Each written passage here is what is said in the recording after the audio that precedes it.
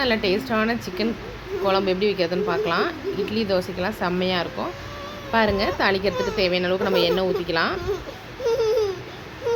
வெங்காயத்தை போட்டு வதக்கிக்கலாம்.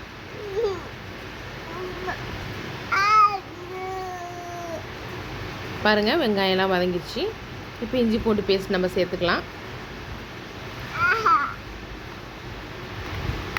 இஞ்சி பூண்டு பேஸ்ட்டை வதக்கிடுவோம்.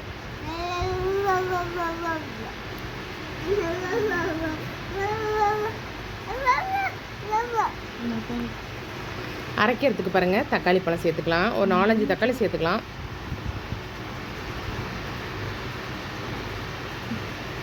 பாருங்கள், ஏலக்காய் ஒரு 5-6 ஏலக்காய் சேர்த்துக்கலாம்.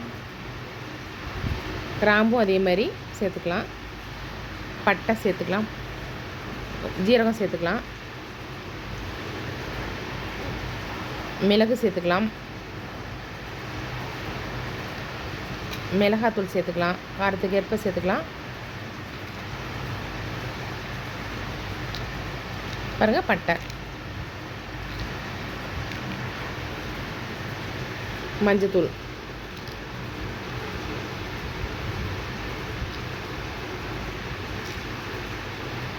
அடுத்து மல்லித்தூள் சேர்த்துடலாம்.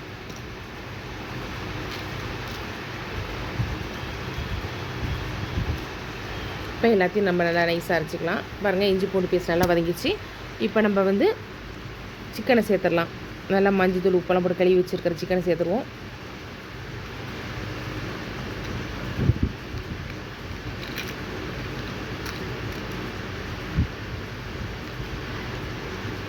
பாருங்கள், சிக்கனை சேர்த்தாச்சு. இப்போ உப்பு தேவையான அளவு சேர்த்துக்குவோம். அப்படியே இஞ்சி பூண்டுலேயே நம்ம வந்து நல்லா உப்பெல்லாம் போட்டு அந்த சிக்கனை நல்லா பரட்டி விடுவோம். கொஞ்சம் நேரம், ஒரு 2-3 நிமிஷம் பரட்டினா போதும். அரைச்சி வச்ச பேஸ்ட்டை சேர்த்துருவோம்.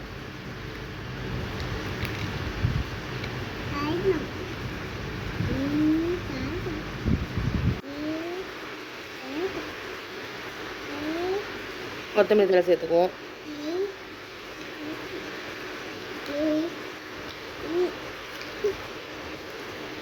பாருங்கள், இந்த சாந்தையும் போட்டு நல்லா அதுவும் ஒரு 2-3 தடவை பரட்டி விடுவோம். அப்படியே நல்லா. இப்போ தண்ணி ஊற்றிடுவோம்.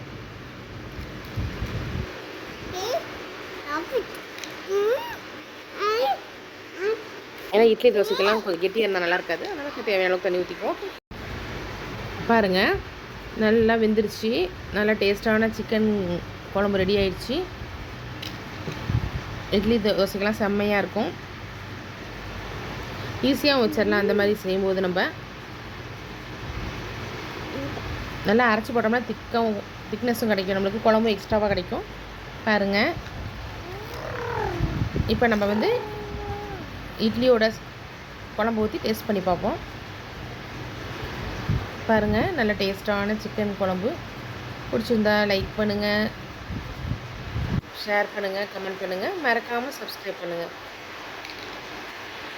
Thanks for watching this video. Bye bye friends.